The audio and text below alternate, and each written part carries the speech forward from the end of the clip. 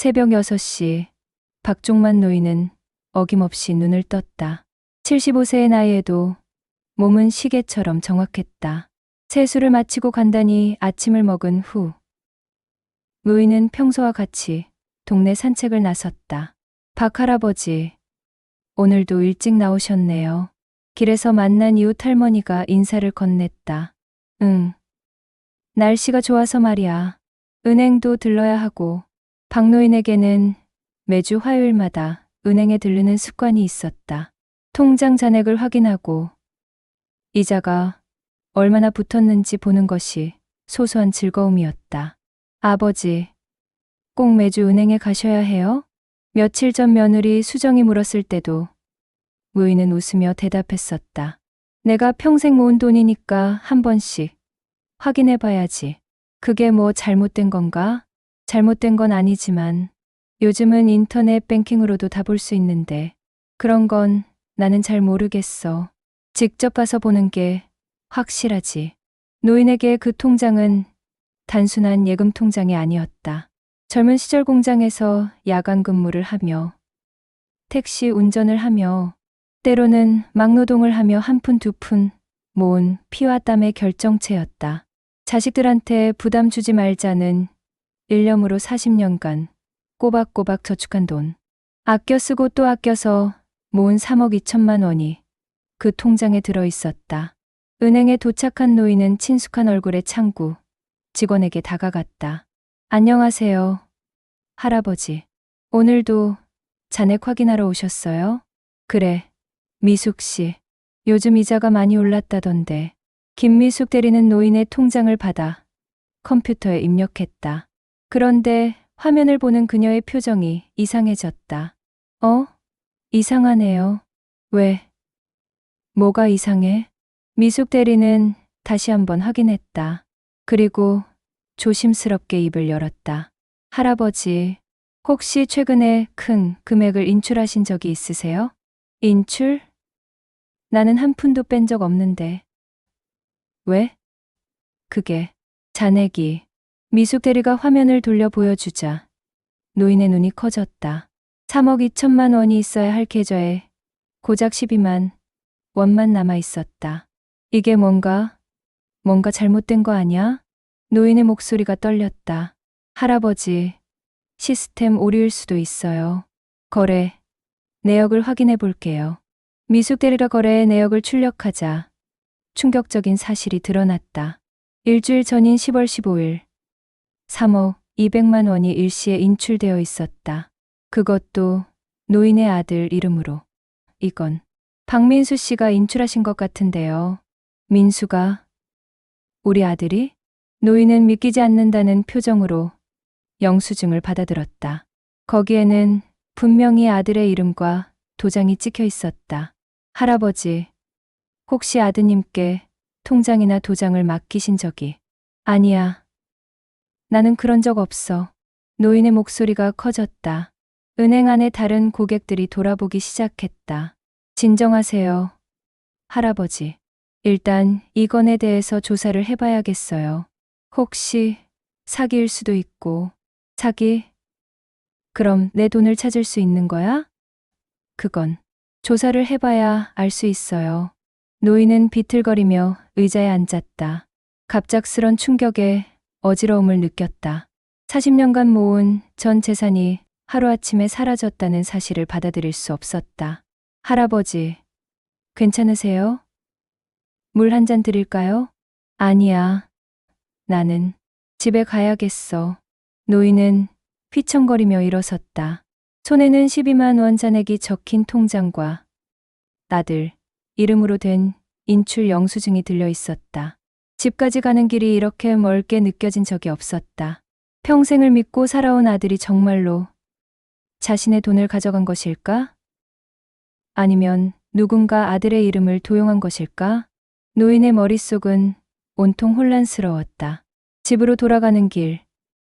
박종만 노인의 발걸음은 무거웠다. 평소 20분이면 충분한 거리가 오늘은 1시간처럼 길게 느껴졌다.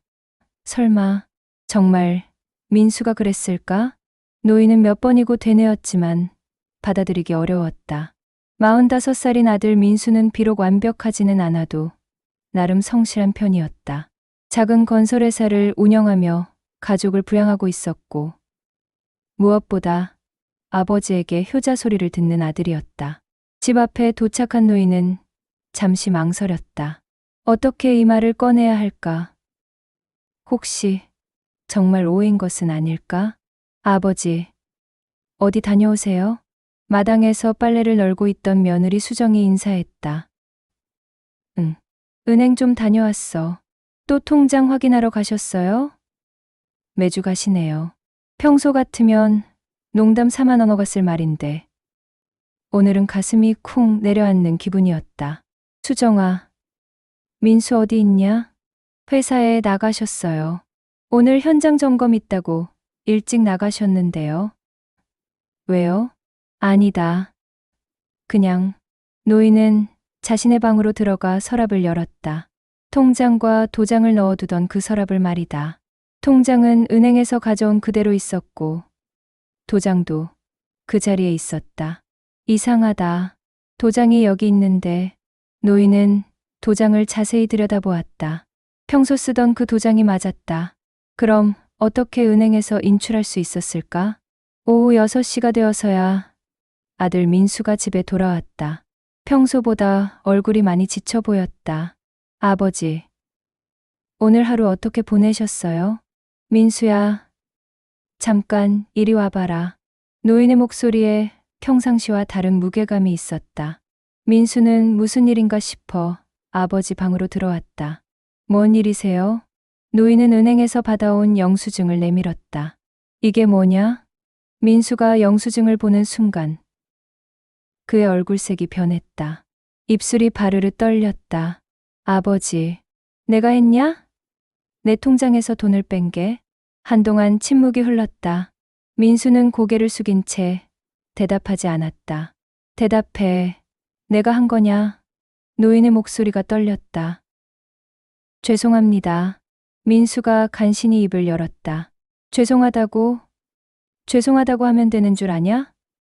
그게 내가 40년 동안 피땀 흘려 모은 돈이란 걸 모르냐? 아버지, 저도 어쩔 수 없었어요. 민수가 고개를 들었다. 그의 눈가에 눈물이 맺혀 있었다. 어쩔 수 없었다고? 무슨 소리냐 그게. 회사가 망했어요. 지난달 큰 공사에서 부실공사 문제로 소송이 걸렸고 하청업체들에게 줄 돈도 없어서 빚쟁이들이 집까지 찾아올 지경이었어요. 민수는 떨리는 목소리로 계속했다. 은행 대출도 한계고 다른 데서 돈 빌릴 곳도 없었어요. 그래서 잠깐만 쓰려고 했던 거예요. 다시 갚으려고 했어요. 정말로 잠깐만 쓰려고 3억이 넘는 돈을 잠깐만? 노인의 목소리는 분노와 절망이 뒤섞여 있었다. 아버지, 정말 죄송해요. 하지만 저도 살아야 하잖아요. 수정이와 아이들도 있고. 그래서 아버지 돈은 훔쳐도 된다는 거냐? 그때 며느리 수정이 방 안으로 들어왔다. 바깥에서 큰 소리가 나자 무슨 일인지 보러 온 것이었다. 무슨 일이세요? 수정아, 너도 알고 있었냐? 노인이 며느리를 쳐다보았다. 뭘 알고 있었다는 거예요? 수정은 당황한 표정이었지만 민수의 표정을 보더니 무언가 눈치챈 듯했다. 설마 아버지 돈 말씀하시는 거예요? 노인의 심장이 꺼지는 듯했다. 며느리도 알고 있었다는 뜻이었다. 너희들이 함께 계획한 거냐? 아니에요, 아버지. 저는 나중에 알았어요. 수정이 급하게 변명했다. 하지만 이미 일이 벌어진 후라 어쩔 수 없었어요. 그리고 뭐? 수정이 잠시 망설이더니 조심스럽게 입을 열었다. 솔직히 말하면 어차피 나중에 저희가 돌봐드려야 할 돈 아닌가요? 그 말에 노인은 가슴이 무너지는 기분이었다. 뭐라고? 아버지께서 나이 드시면 결국 요양원비나 병원비도 저희가 내야 하고 그냥 미리 쓴 거라고 생각하시면 나가. 노인이 소리쳤다. 당장 나가. 둘 다 나가. 민수와 수정은 서로 눈치를 보더니 조용히 방을 나갔다. 혼자 남은 노인은 바들바들 떨리는 손으로 통장을 붙잡았다. 12만 원. 75년 인생에서 가장 큰 재산이던 3억 원이 하루아침에 12만 원으로 줄어든 현실을 받아들일 수 없었다. 더욱 충격적인 것은 그 돈을 가져간 것이 믿고 사랑했던 가족이라는 사실이었다. 그리고 그들이 그것을 당연하게 여긴다는 것이었다. 노인은 그날 밤 잠을 이룰 수 없었다. 제사장, 가족의 갈등. 다음 날 아침, 박종만 노인은 평소보다 늦게 잠에서 깼다. 밤새 뒤척이며 잠을 제대로 이루지 못했기 때문이었다. 식탁에는 아무도 없었다. 평소 같으면 며느리가 아침상을 차려놓았을 텐데 오늘은 찬밥 한 그릇과 김치만 덩그러니 놓여 있었다. 아버지, 진지 드세요. 수정이 어색하게 인사하며 방에서 나왔다. 눈이 부어 있는 것으로 보아 그녀도 밤새 잠을 제대로 자지 못한 것 같았다. 민수는 어디 갔냐? 회사에 나가셨어요. 일찍. 노인은 찬밥을 입에 넣었지만 목으로 넘어가지 않았다. 40년간 이 집에서 살면서 이렇게 서먹한 아침을 맞은 적이 없었다. 수정아, 네, 정말로 내가 늙으면 너희가 돌봐야 할 돈이라고 생각하냐? 수정은 잠시 말을 못하다가 조심스럽게 대답했다. 그게 아니에요. 제가 어제 말을 잘못했어요. 잘못했다는 걸 아냐? 네, 죄송해요. 하지만 노인은 수정의 사과가 진심이 아니라는 것을 느낄 수 있었다. 어제 나온 그 말이 그녀의 진짜 속마음이었을 것이다. 오후에 민수가 집에 돌아왔다. 평소보다 일찍 들어온 것으로 보아 아버지와 이야기를 하려는 모양이었다. 아버지, 어제는 죄송했습니다. 민수가 아버지 방 앞에 무릎을 꿇고 앉았다. 민수야, 앉아라. 무릎 꿇고 있지 말고. 아니에요. 이래야 마음이 편해요. 민수의 목소리에는 진심이 담겨 있었다. 아버지, 정말 죄송해요. 저도 어떻게 해야 할지 모르겠어서 그냥 미친 듯이 살았어요. 회사가 정말 그렇게 심각하냐?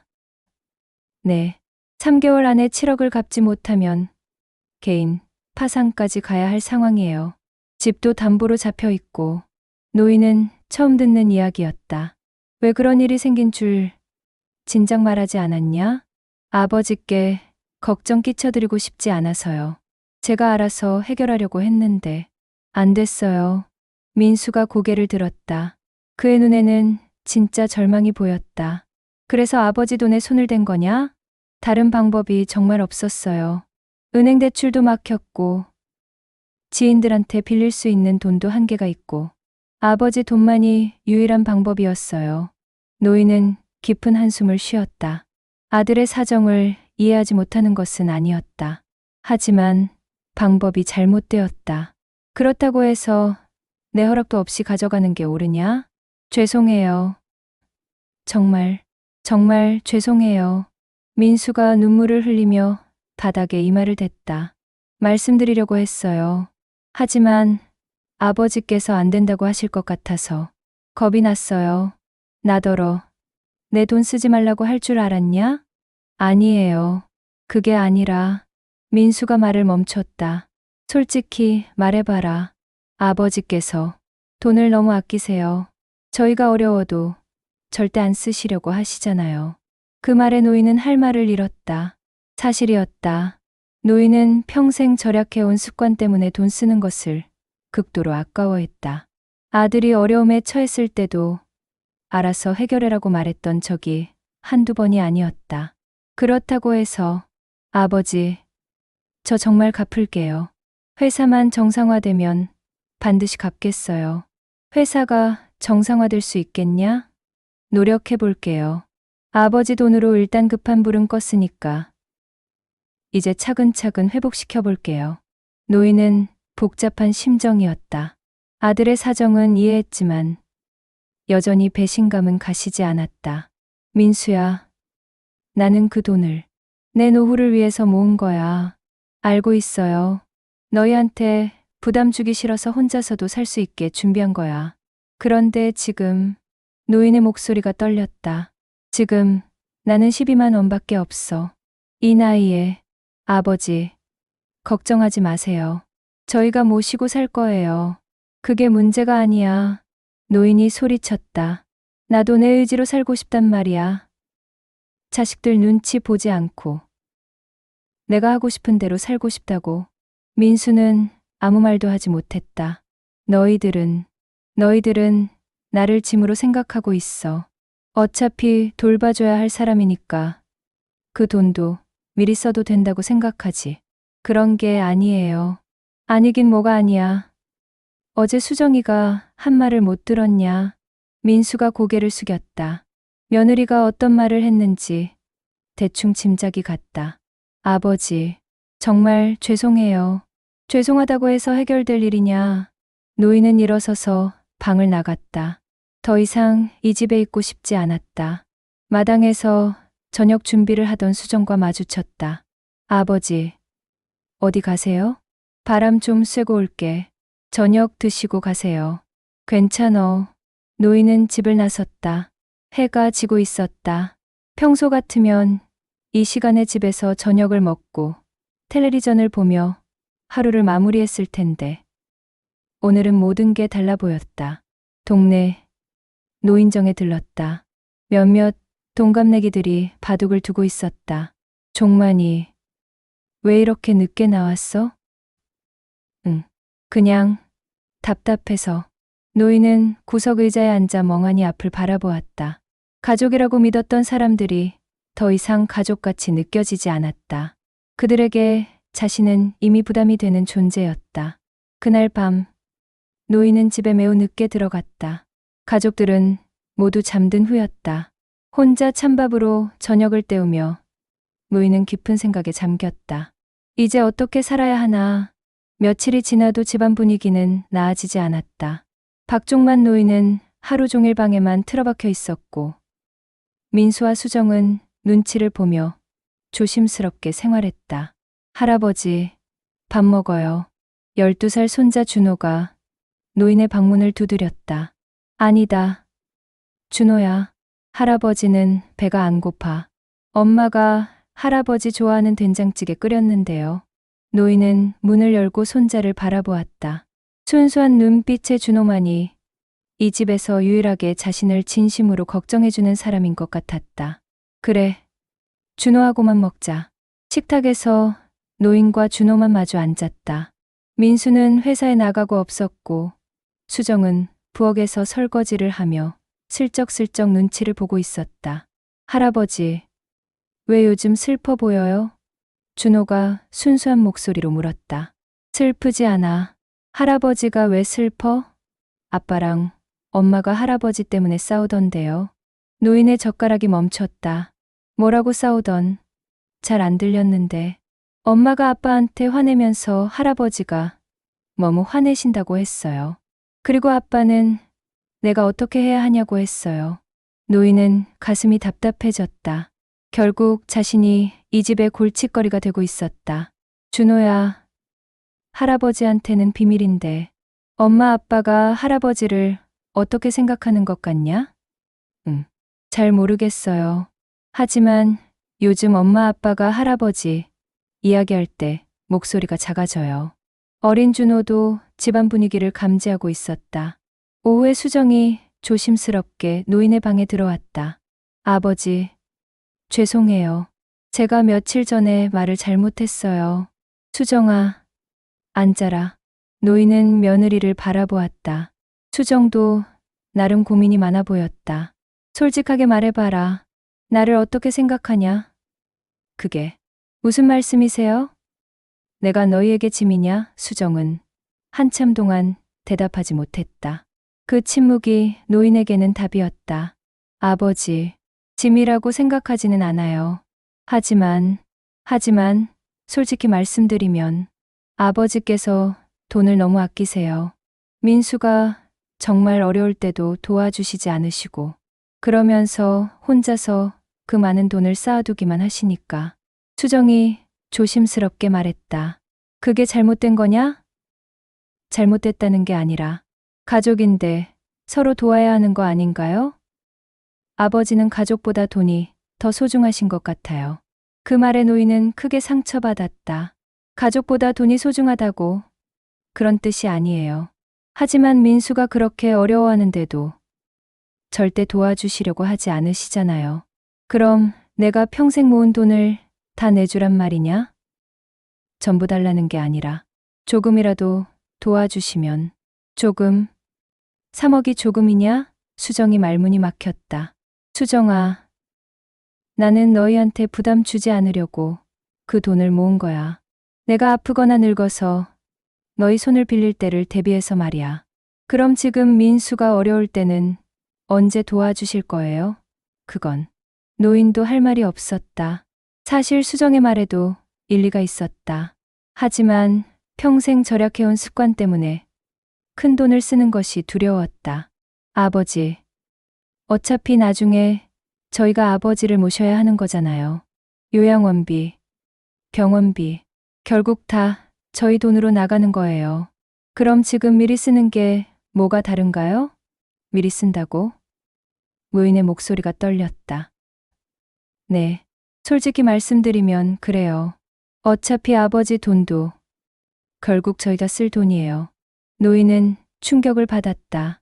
며느리가 이렇게 노골적으로 말할 줄은 몰랐다. 그럼 내 돈이 아니라 원래 너희 돈이었다는 뜻이냐? 그런 뜻은 아니에요. 하지만 아버지도 현실을 인정하세요. 아버지 나이에 그 돈을 어디에 쓰시겠어요? 결국 저희가 상속받을 돈 아닌가요? 노인은 더 이상 들을 수 없어 일어났다. 나가라. 아버지, 나가라고 했어. 수정이 방을 나가자 노인은 털썩 주저앉았다. 결국 그들에게 자신은 이미 죽은 사람이나 다름없었다. 자신의 돈도 자신의 미래도 모두 그들의 것으로 여기고 있었다.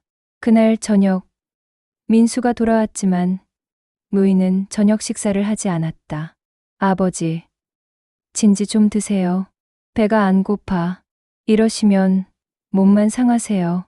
내 몸은 내가 알아서 한다. 민수는 더 이상 말하지 않고 물러났다. 밤 10시경. 노인은 조용히 집을 나섰다. 동네 노인정으로 향했다. 이 시간에는 아무도 없을 것이라 생각했는데 의외로 불이 켜져 있었다. 종만이? 이 밤중에 왜 나왔어? 노인정 관리를 맡고 있는 최 노인이 청소를 하고 있었다. 잠이 안 와서요. 요즘 무슨 일 있나? 얼굴이 많이 상했네. 박 노인은 최 노인에게 모든 이야기를 털어놓았다.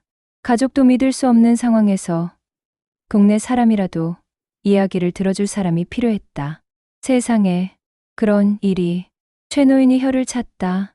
요즘 젊은 사람들은 참 부모를 뭘로 아는지 모르겠어. 저도 이해가 안 돼요. 가족이라고 믿었는데. 종만이 여기서 자고 갈래? 이불도 있고.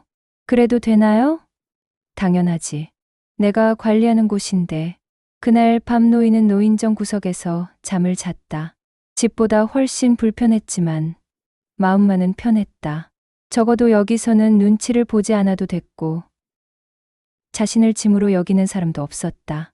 다음 날 아침 노인정에서 무료 급식 봉사를 하는 자원봉사자들이 왔다. 어르신, 아침 드세요. 따뜻한 미역국과 밥을 받아 먹는데 눈물이 났다. 낯선 사람들의 따뜻한 마음이 가족의 차가운 시선보다 더 고마웠다. 할아버지, 왜 우세요? 봉사하던 젊은 여대생이 물었다. 아니야. 고맙기만 해서 그래. 노인은 눈물을 닦으며 밥을 먹었다. 이제 정말로 혼자 살아가야 할 시간이 온 것 같았다. 박종만 노인이 노인정에서 지낸 지 사흘째 되던 날, 집에서는 큰 소동이 벌어지고 있었다. 여보, 아버지가 정말 안 돌아오시네. 수정이 불안한 표정으로 말했다. 3일째잖아. 이러다가 정말 큰일 나는 거 아니야? 민수도 걱정스러워했다. 처음에는 아버지가 화가 나서 잠시 나가신 거라고 생각했는데 사흘이나 집에 들어오지 않으니 심각한 상황인 것 같았다. 동네 사람들한테 물어봐야겠어. 민수가 밖으로 나가 이웃들에게 아버지를 보았는지 물어보았다. 아, 박 어르신. 노인정에 계시던데요. 노인정에요? 네. 며칠 전부터 거기서 주무시고 계시더라고요. 무슨 일 있으신가 보다 했는데 민수는 급히 노인정으로 달려갔다. 정말로 아버지가 거기 계셨다. 아버지, 왔구나. 박노인은 담담한 표정이었다. 아버지, 왜 이러세요? 집에 들어가시죠. 나는 여기가 편해. 아버지, 제가 잘못했어요. 집에 가서 다시 이야기해요. 민수야, 앉아라. 노인이 민수를 옆자리에 앉히고 조용히 말했다. 너희들 말이 맞아. 네? 내가 너무 돈을 아꼈나 보다. 가족이 어려워도 돕지 않고 혼자만 쌓아두고 있었지. 민수는 뭔가 이상함을 느꼈다. 아버지의 표정이 너무 차분했다. 그래서 말인데 은행에 가서 확인해 보니까 참 이상한 일이 있더구나. 이상한 일이요? 노인이 가방에서 서류 뭉치를 꺼냈다. 내가 가져간 그 통장 말이야. 사실 그 통장에는 내 전 재산의 10분의 1밖에 들어있지 않았어. 민수의 얼굴이 창백해졌다. 뭐라고요? 3억이 아니라 3천만 원이 들어있던 통장이야. 나머지 돈은 다른 은행에 예금해뒀지. 노인은 다른 은행들의 통장을 하나씩 꺼내 보여주었다. A은행에 8억, B은행에 5억, C은행에 4억, 그리고 주식과 채권에 10억. 총 30억 정도 되더구나. 민수는 말을 할 수 없었다. 아버지, 그럼 지금까지 저희가 아는 통장은 시험용이었지. 너희들이 정말로 내 돈을 노리고 있는지 확인해보고 싶어서 일부러 그 통장만 집에 두고 나머지는 숨겨뒀어. 노인의 목소리는 차갑고 담담했다. 몇 년 전부터 수정이가 내 통장을 흘끔흘끔 보는 게 신경 쓰였거든. 그래서 진짜 돈은 다 옮겨두고 작은 돈만 남겨뒀지. 민수는 충격에 빠졌다. 그럼 제가 가져간 건 내가 일부러 미끼로 남겨둔 돈이야. 그런데 정말로 가져가더구나. 그것도 허락도 없이. 노인은 쓴웃음을 지었다. 아버지, 저는 정말 급해서. 그럼 왜 정직하게 말하지 않았냐? 왜 몰래 가져갔냐? 민수는 대답할 수 없었다. 더 큰 문제는 수정이야. 노인이 계속했다. 어차피 우리가 쓸 돈, 미리 쓴 것뿐. 아버지 나이에 그 돈을 어디에 쓰겠냐. 이런 말들을 하더구나. 아버지, 수정이는 그런 뜻으로 한 말이 아니에요. 아니야. 그게 진심이었어. 너희들은 날 이미 죽은 사람으로 생각하고 있어. 노인이 일어났다. 민수야, 마지막으로 묻겠다. 정말로 그 돈을 갚을 수 있겠냐? 네, 아버지. 꼭 갚겠어요. 어떻게? 회사를 정리하고 다른 일을 해서라도. 너 나이 45살에 회사 정리하고 뭘 하겠냐? 민수는 아무 대답도 할 수 없었다. 현실적으로 3천만 원을 갚을 방법이 없었다. 그날 저녁 노인은 집으로 돌아갔다. 하지만 예전과는 완전히 달랐다. 아버지, 진짜 돈이 30억이나 되세요? 수정이 조심스럽게 물었다. 왜? 그것도 미리 쓸 거냐? 아니에요. 그게 아니라, 수정아, 솔직하게 말해봐. 내가 죽기를 기다리고 있냐? 그런 말씀은 왜 하세요? 하지만 수정의 눈빛에서 노인은 진실을 읽을 수 있었다. 그녀는 시아버지의 죽음을 기다리고 있었다. 다음 날, 박노인은 모든 은행을 돌아다니며 계좌를 정리했다. 그리고 한 가지 결정을 내렸다. 며칠 후 사회복지재단에서 연락이 왔다. 박종만님께서 전 재산 30억 원을 기부하셨습니다. 혹시 가족분들이 알고 계시는 일인가요? 민수가 전화를 받고 경악했다. 뭐라고요? 네. 어제 모든 절차가 완료되었습니다. 정말 감사드린다고 전해달라고 하시더라고요. 전화를 끊은 민수는 아버지 방으로 달려갔다. 아버지, 이게 무슨 일이에요? 박노인은 가방을 정리하고 있었다. 보다시피 짐을 싸고 있어. 30억을 기부했다는 게 정말이에요? 그래. 왜 그러신 거예요? 노인이 짐 싸는 손을 멈추고 아들을 바라보았다. 민수야, 너희들은 내가 죽기를 기다리고 있더구나. 그러면서 내 돈을 노리고 있고. 그런 게 아니에요. 아니야. 맞아. 그래서 내가 살아있을 때 그 돈들을 다 처리해버렸어. 이제 너희들이 기다릴 이유도 없지. 아버지, 저희 다 잘못했어요. 다시 생각해 주세요. 늦었어. 이미 끝났어. 노인이 가방을 들었다. 어디 가시려고요? 독립하려고. 나도 내 인생을 살고 싶어. 혼자서 어떻게 사세요? 걱정하지 마. 기초생활수급자 신청해놨어. 나라에서 도와줄 거야. 민수는 무릎이 꺾였다. 아버지, 제발. 민수야, 고마웠어. 그동안 박노인은 집을 나섰다. 뒤에서 며느리 수정이 울음을 터뜨렸다. 이제 어떡해요? 30억이 다 날아갔어요. 민수는 아무 말도 할 수 없었다. 결국 자신들의 욕심이 모든 것을 잃게 만들었다. 한편 박노인은 시내의 작은 고시원에 들어갔다. 월 30만 원짜리 작은 방이었지만 마음만은 홀가분했다. 이제 진짜 내 인생이야. 노인은 창밖을 바라보며 웃었다. 돈은 없지만 자유로웠다. 그리고 무엇보다 자신을 이용하려는 사람들로부터 벗어날 수 있었다. 며칠 후 복지재단에서 감사패를 가져왔다. 어르신, 정말 대단한 기부를 해주셨어요. 이 돈으로 많은 어려운 사람들을 도울 수 있을 거예요. 그럼 다행이지요. 노인은 진심으로 기뻤다. 자신의 돈이 진짜 필요한 사람들에게 쓰이는 것이 가족들의 욕심을 채워주는 것보다 훨씬 의미 있는 일이라고 생각했다. 그렇게 박종만 노인은 새로운 삶을 시작했다. 가난하지만 당당하게, 혼자지만 자유롭게.